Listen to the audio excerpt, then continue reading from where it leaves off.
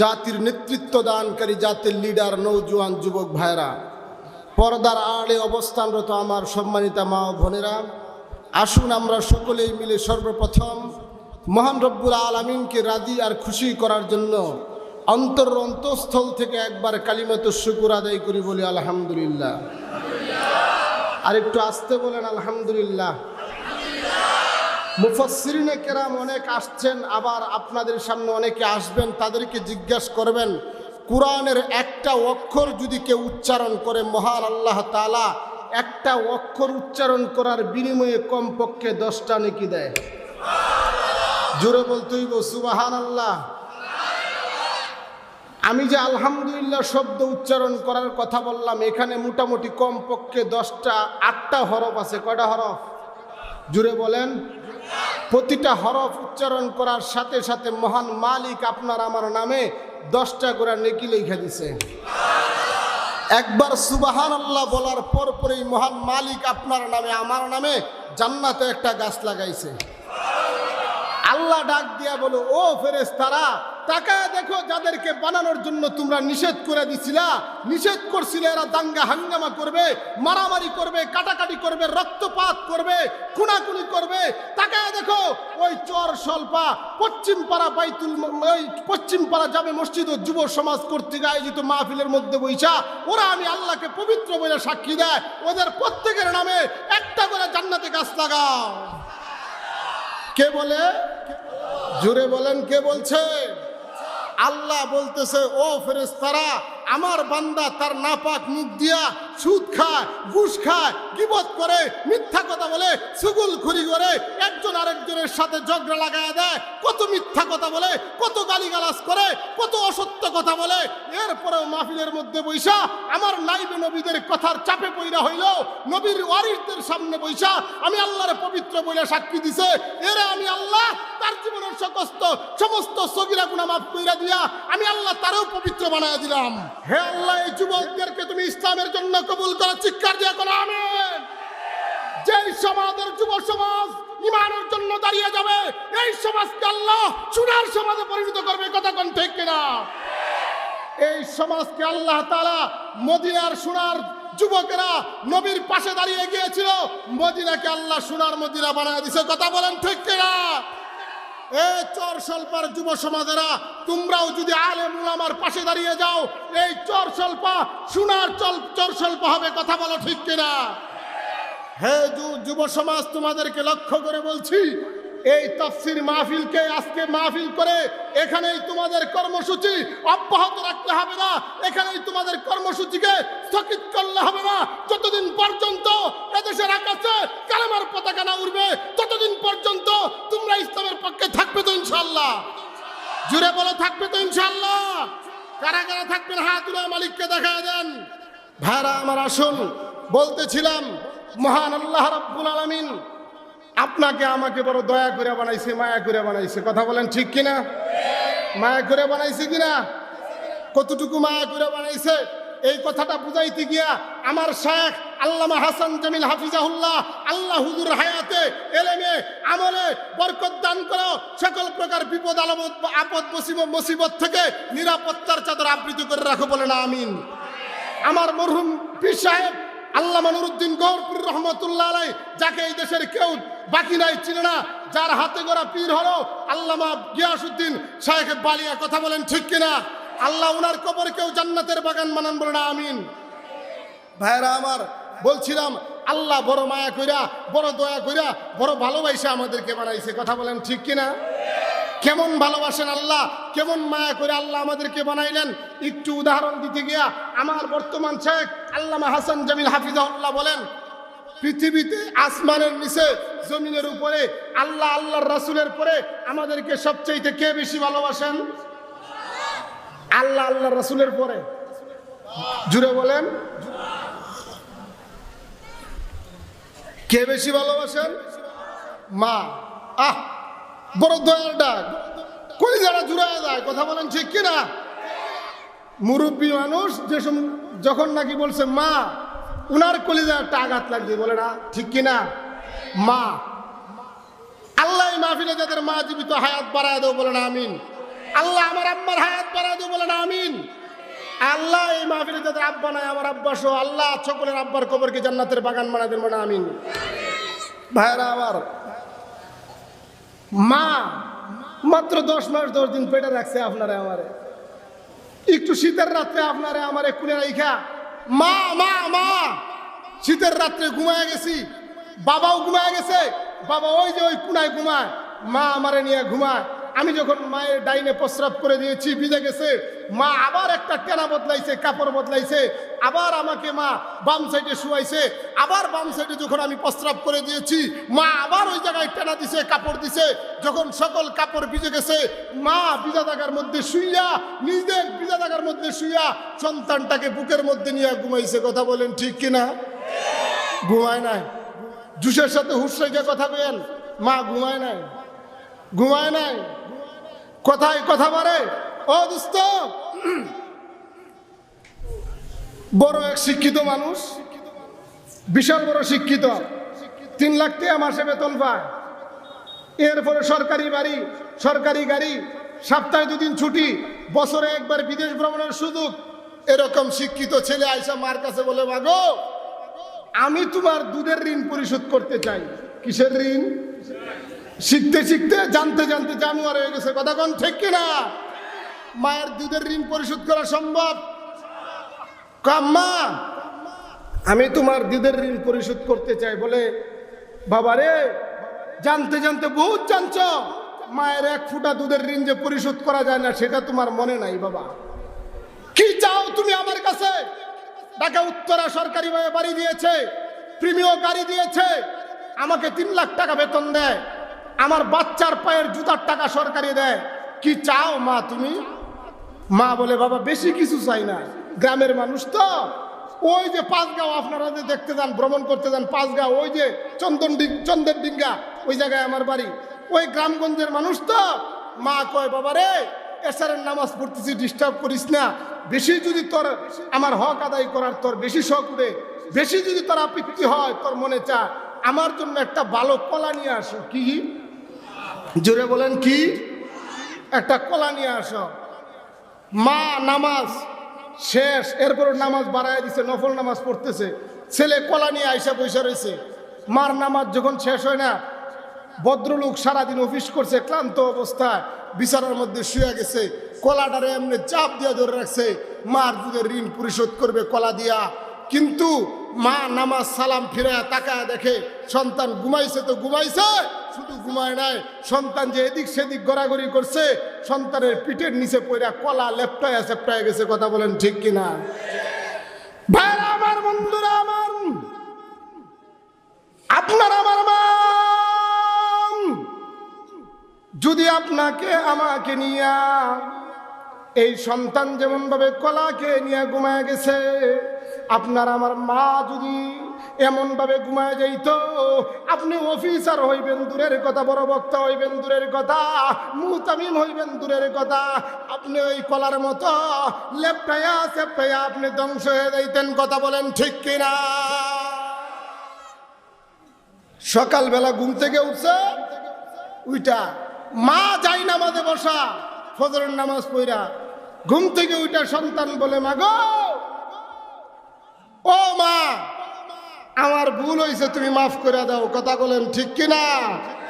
মা বলে, ও মা, ও বাবা, আমি আগেই জানতাম তুমি আমার হক আদায় করতে পারবা না, এরপরেও যখন তুমি বলেছো, বাবারে শুনো, তোমার বাবা ঘুমায় যাইতো, ডান দিকে প্রস্রাব করতা, ডান দিকে আমি মা কাপড় বিছাইতাম, কাপড় শেষ হয়ে যাইত, বাম দিকে দিতাম, যখন আমি মার কাপড়গুলো শেষ হয়ে যাইত, আমি মা ভিজা জায়গার মধ্যে শুয়া তোমাকে বুকের মধ্যে নিয়া আমি মা চোখ 2টা বন্ধ করে এভাবে চিন্তা করতাম, একদিন আমার আব্দুল্লাহ বড় হবে, একদিন আমার শামসুল ইসলাম বড় হবে, ওই দিন আমি মার দুঃখ দুর্দশা দূর হবে, আমার সন্তান বড় আলেম হবে, আমার সন্তান হাফেজ হবে, আমার সন্তান দিনের একজন দায়ী হবে, আমি মারা গেলে পরে আমার সন্তানের কাছে দুনিয়ার কোনো কিছু চাওয়া নাই, আমার সন্তান আমার জানাজার নামাজ পড়ায় দিব। কথা কোন ঠিক কিনা? আমাদেরকে আমাদের মা বাবা যখন মাদ্রাসায় দিছে, কসম আল্লাহর, আল্লাহ সাক্ষী, আমাদের এলাকার মানুষে কইছে, আমাদের এলাকার মানুষে বলতো, আমি একা, একটা সন্তান আমি, আমার মার আমরা এক ভাই এক বোন, আমার একটা বোন আর আমি। আমার মামুর বাড়ির মানুষে বলতো আমার মারে, ছেলেটারে মাদ্রাসা দিয়া তোর জীবনটা ধ্বংস করছো, ছেলের জীবন তো ধ্বংসই, ছেলে কি খাইবো, তোরে কি খাওয়াইবো। আমার মামুর বাড়ির অনেক মানুষ মুক্তিযোদ্ধা, তারা বলতো মেট্রিক পাস করলে কমপক্ষে ছেলেটারে একটা সেনাবাহিনী কোনো একটা চাকরি ঢুকাই দিতে পারতাম, তুই বোন বিধবা হইছস, তোর জীবনটা কোনো রকম চলতো। এখন দেখা যায় কসম আল্লাহর, ওই আল্লাহর জাতের কসম খেয়ে বলি, আল্লাহ ওই সরকারি চাকরিজীবীদের চাইতে কোটি কোটি গুণ বেশি সুখে রাখছে। কথা বলেন ঠিক কিনা? দেখলে বুঝেন না কতটুকু সুখে আছি? উদাহরণ দেই একটু। রফিকুল ইসলাম মাদানী নেত্রকোনার সন্তান, আমাদের এলাকার, কিছুক্ষণ পরে আইব। আপনারা তারে লাল গোলাপ, সাদা গোলাপ, কালা গোলাপ, সবুজ গোলাপের শুভেচ্ছা দিবেন কি দিবেন না? জুড়ে বলেন দিবেন কি দিবেন না? এখন যদি রফিকুল ইসলাম মাদানী এই জায়গায় একজন আলেম না হইয়া একজন প্রতিনিধি হয়ে আইতো, এই মাহফিলের প্যান্ডেল তার আগে করতে হইতো। কথা বলেন ঠিক কিনা?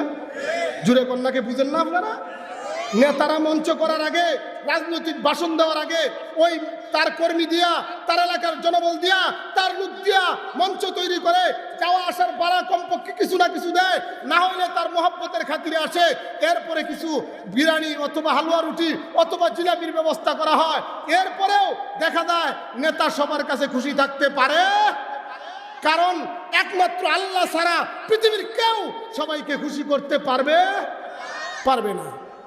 ভাইরা আমার, আমরা যখন একজন আলেম আসে তারে হাতে মুসাফা করিয়া, কেউ জুতা হাতে নেওয়ার জন্য লাল গোলাপ নীল গোলাপ শুভেচ্ছা দিয়া, নেতার এই হুজুরের এই মঞ্চের চিন্তা করতে হয় না, মাইকের চিন্তা করতে হয় না, খাবারের চিন্তা করতে হয় না। যাবার সময় আবার পকেটের মধ্যে টাকা টুকা হাতিয়া দিয়া কয়, হুজুর বেশি কিছু দিতে পারলাম না, মনে কিছু নিয়েন না। কথা বলেন ঠিক কিনা? এই দুনিয়ায় শান্তি যদি খুঁজতে চাও, তাকায় দেখো তোমার বাসির পাশে মসজিদে ৫,০০০ টাকা মাসে ইমামতি করে, তার চাইতে শান্তি এই মহল্লা তার কেউ নাই। কথা বলেন ঠিক কিনা? ভাইরা আমার, আসুন, আমি বলছিলাম মহান আল্লাহ রাব্বুল আলামিন আপনাকে আমাকে বড় মায়া করে বানাইছে। কথা বলেন ঠিক কিনা? মায়া করে বানাইছে কি বানাইছে না? মায়া করে বানাইছে। ভাইরা আমার, ২০ মিনিট গেছে, আর ২০ মিনিট আছে। ভাইরা আমার, এজন্যই অগুছালো ভাবে আমি কিছু কথা আপনাদের ব্রেনে আঘাত করে যেতে চাই, যেন কাল কিয়ামতের দিন আমার নাজাতের উসিলায় কোন সুবহানাল্লাহ। আল্লাহ তুমি কবুল করে বলেন আমিন।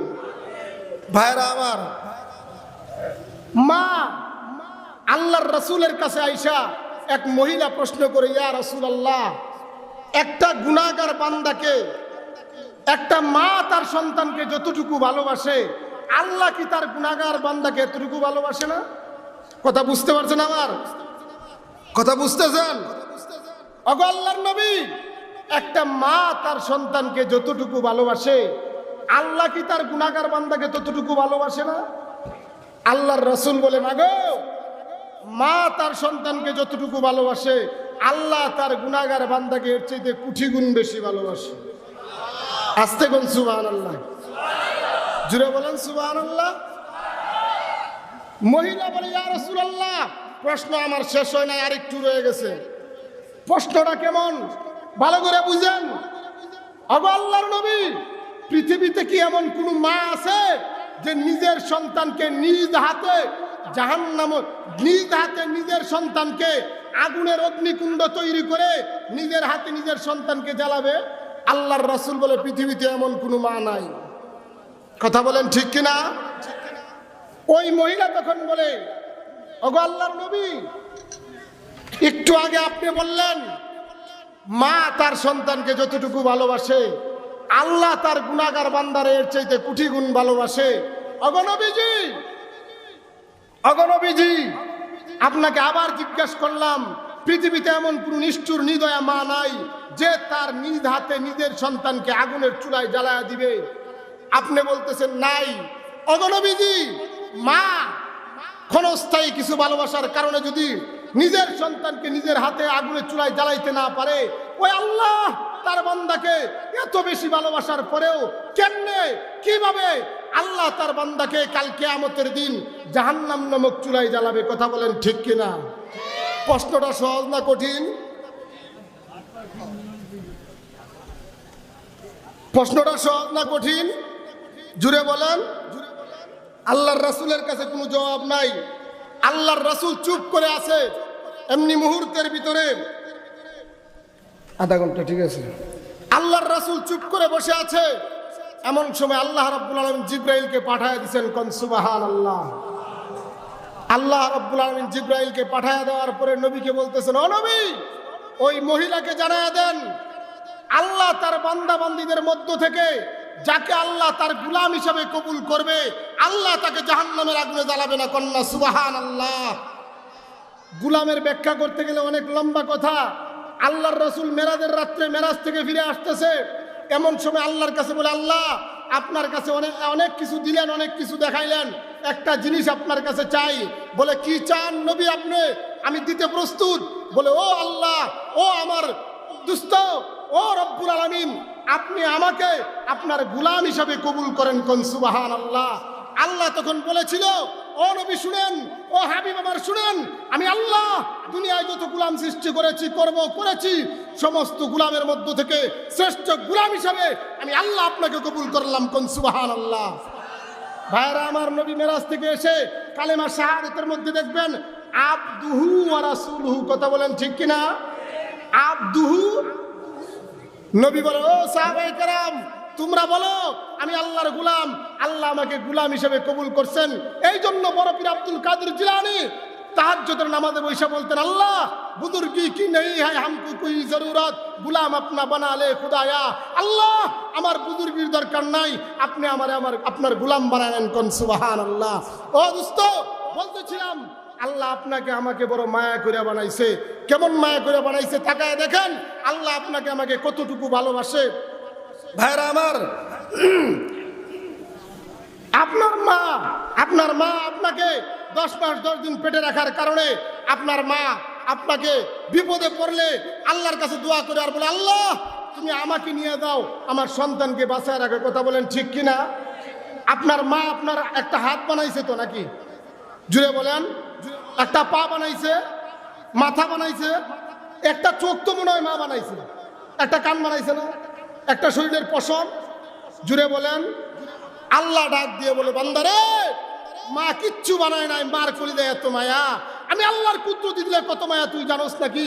এই এলাকার চরসল্প এলাকার এক ছেলেকে তার বাবা বাড়ি থেকে ডুল থেকে দান বিক্রি করে একটা 20,000 টাকা দিয়ে একটা অ্যান্ড্রয়েড মোবাইল কিনে দিয়েছে, টাচ মোবাইল কিনে দিয়েছে। এই বাড়ির সবাই ঘুমায় গেছে, এই এলাকার সবাই ঘুমায় গেছে। ওই ছেলে ইউটিউবের ভিতরে ঢুইকা নগ্ন সিনেমা দেখতেছে। এমত অবস্থায় আল্লাহ বলে, ও ফেরেশতারা, এই বাড়ির দরজা লাগানো, জানালা লাগানো, এই বাড়ির ঘরের দরজা বন্ধ, জানালা বন্ধ, ফ্যান বন্ধ, কারেন্ট নাই। এই মুহূর্তে যদি আমার বান্দার নাকের আগায় বাতাস না যায়, আমার বান্দা ময়রা শুকিয়ে দেবে। কথা বলেন ঠিক কিনা? আল্লাহ বলে, ও ফেরেশতা জলদি করে যা, আমার বান্দার নাকের আগায় কুদরতি ভাবে ঘরের ভিতরে ঢুইকা নাকের আগায় বাতাস পৌঁছায় দে। কোন সুবহানাল্লাহ। আল্লাহ কত ভালোবাসে মিয়া। আমি আপনার আমার অভিভাবকের কথা না মানলে, নেতার কথা না মানলে, নেতায় কর্মীরা সাপোর্ট করে না, এই মসজিদের ইমাম সভাপতির কথা না মানলে চাকরি থাকে না, মাদ্রাসার প্রিন্সিপাল যদি সভাপতির কথা না মানে চাকরি থাকে না। আল্লাহ বলে, তুই গুনাহ করতেছিস বান্দা, গুনাহ করতেছিস, ইউটিউবের ভিতরে নগ্ন সিনেমা দেখতেছিস, কানের মধ্যে হেডফোন লাগাইয়া, ইয়ারফোন লাগাইয়া, এমত অবস্থায় আমি আল্লাহ ফেরেশতার মাধ্যমে তোর কানে, তোর নাকের আগায় বাতাস আমি আল্লাহ পৌঁছাই। কোন সুবহানাল্লাহ। আল্লাহ আপনাকে আমাকে বড় মায়া করে, বড় মহব্বত করে। আল্লাহ আপনাকে আমাকে মায়া করে মহব্বত করে বানাইছে, খাজা বাবার সামনে সেজদা দেওয়ার জন্য না। আস্তে কোনকে জুড়ে বলেন ঠিক কিনা?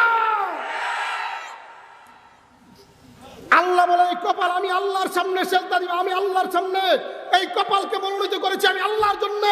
এই কপাল গায়রুল্লাহর সামনে নত হতে পারে না, মাথার কল্লা যাবে। দুনিয়ার কোনো রাজা বাদশার সামনে আমাদের মাথা নত হবে না। কথা বলো ঠিক কিনা? আমরা জীবন দিতে জানি, মাথা নত করতে জানি না। কথা বলো ঠিক কিনা? আমরা সাইকুল হিন্দের সন্তান, আহমদ শফির সন্তান, জুনায়েদ বাবুনগরীর সন্তান, নূর হোসেন কাসিমের সন্তান, আমরা মুফতি আমির সন্তান, ওই যে পীর সাহেব চরমনায়ের সন্তান। কথা বলো ঠিক কিনা? ও দোস্ত, যুব সমাজ তোমাদের পায়ে ধরে বইলা দেয়, তোমাদের মতো একজন নওজোয়ান যুবক সবে মাত্র 38-39 বছর রানিং, তোমাদের কাছে হাতে হাত রেখা তোমাদের পা দুটা বাড়ায় দাও, আমি পা ধরে বইলা দেয়, তোমরা এই মাহফিল যেভাবে করেছো আগামী কালকে থেকে তোমরা নামাজ ছাড়বা না, নামাজ ছাড়বা না। যে জায়গার মধ্যে অশ্লীল ব্যায়ামরা কাজ হবে তোমরা রুখে দাঁড়াবে। কথা বলো ঠিক কিনা? ভাইরা আমার, আসুন যেই কথা বলতেছিলাম, মহান রব্বুল আলামিন আপনাকে আমাকে বড় মায়া কইরা, বড় দয়া কইরা, বড় ভালোবাসা বানাইছে। একমাত্র কিসের জন্য বানাইছে? কুরআনকে যদি জিজ্ঞাসা করেন, ও কুরআন, আল্লাহ যে আমার মায়া কইরা, দয়া কইরা, ভালোবাসা বানাইলো, কেন বানাইলো? কুরআন উত্তর দিবে, মা খালাকতুল জিন্না ওয়াল ইনসা ইল্লা লিয়াবুদুন। আপনাকে বানাইছে ও মানব জাতি, ও জিন জাতি, তোমাকে বানাইছে একমাত্র আল্লাহর গোলামি করার জন্য। কথা বলো ঠিক কিনা? ও দোস্ত, সারা পৃথিবীতে ঘুরি আমরা আর বলি, হুজুর আমার তো বিপদ শেষ হয় না, আমার জন্য একটু দোয়া করবেন। আপনাদেরকে, ও যুব সমাজ, তোমাদেরকে বলে দেয়, দুয়ার সন্দুকে তালা লাগাইয়া, তোমার ঘরে যে দুয়ার সন্দুক আছে ওই সন্দুকে তালা লাগাইয়া গোটা পৃথিবীর খাজা বাবার কাছে ধরবা, কোনো লাভ নাই। কথা বলো ঠিক কিনা? দুয়ার সন্দুক কোথায়? আব্বা আম্মা। আম্মার সাথে ভালো ব্যবহার নাই, আব্বার সাথে ভালো ব্যবহার নাই। আম্মারে ধমক দিয়া কথা বলো, আব্বারে ধমক দিয়া কথা বলো। ও যুবক, তোমাকে আজকে থেকে বলে দেয়, আব্বা আম্মা সন্তুষ্ট, স্বয়ং আল্লাহ সন্তুষ্ট। কয় কি? আবার গরু লইয়া যায় বাবার দরবারে, আবার জিকির করে আর কয়, আমগো বাবার দরবারে যত গরু যায়, তুমগো বাবার দরবারে এত মানুষ নাই হয়। আরে গরুর ঘরে গরু, গরুর কাছে গরুর যায়। কথা বলো ঠিক কেনা? আপনারা দেশের রিস্কাওয়ালারে কি কন? বেবিওয়ালা। ট্রাকওয়ালারে কি কন? ট্রাকওয়ালা। মাছওয়ালারে কি কন? মাছওয়ালা না আমওয়ালা। গরুওয়ালারে গরুওয়ালাই কইব। আসেন ভাইরা আমার, বলছিলাম আল্লাহ বড় মায়া কইরা, দয়া কইরা, ভালোবাসা আপনারে আমারে বানাইছে একমাত্র আল্লাহর গোলামি করার জন্য। আল্লাহর গোলামি কেমনে করবেন? জুতা পরিধান থেকে নিয়ে মাথার তালু পর্যন্ত কিভাবে আল্লাহর গোলামি করবেন সব আল্লাহ কোরআনে বলে দিয়েছে। কোন সুবহানাল্লাহ। জুতা কেমনে পরিধান করবেন একটা কথা আমি আপনাদেরকে বলে যাই। জুতা যখন মসজিদ থেকে বের হন তখন বাম পা দিয়ে বের হবেন, বাম জুতার উপরে পাও রাখবেন, বাম পাও ঢুকাইবেন না। কথা বলেন ঠিক কিনা? বাম পাও দিয়ে বের হইয়া বাম পায়ের ভিতরে জুতা ঢুকাই দিবেন, ঢুকাইবেন না, ঢুকাই দিবেন। বাম পা দিয়ে বের হইয়া বাম জুতার উপরে পা রাখবেন, এরপরে ডান পাটা ঢুকাইবেন, এরপরে বাম পাও ঢুকাইবেন। আমাদের ডালকানগরে হযরত, উনার কাছে একবার গিয়ে একজনে বিচার দিছে। হযরতের কাছে গিয়ে বলতে, হুজুর এই লোকটা তো মসজিদে যায় না।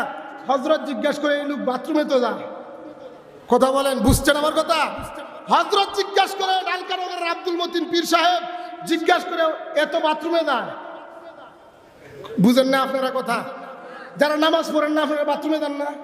কে কে যান না? হাত তুলেন তো দেখি। সবাই যায়। হযরত বলে, ও বেটা শোনো, তাকে বাথরুমে যাওয়ার সুন্নত তরিকা শিখায় দাও। কোন সুবহানাল্লাহ। আরবি জুড়ে বলো সুবহানাল্লাহ। করে তারে বাথরুমে যাওয়ার সুন্নত তরিকা শিখাও। বলে বাম পায়ের দিয়ে ঢুকক, মাথায় টুপি দিয়ে ঢুকক, এরপরে দোয়া পরে ঢুকক, এরপরে গিলা কুলুপের আবার ব্যবহার, আবার ব্যবধান আছে, কিভাবে ব্যবহার করবে এইগুলো তাকে শিখাও। তখন তার বাম পা যখন আমলের মধ্যে উঠে যাবে, ডান পাল্লার কাছে কেঁদে কেঁদে বলবে, আল্লাহ আমার পাশের বাড়ির মানুষ, আমার পাশের ভাই আমল করে, আমার মসজিদে ঢুকে আমলদার বানায় দাও। কন্যা সুবহানাল্লাহ।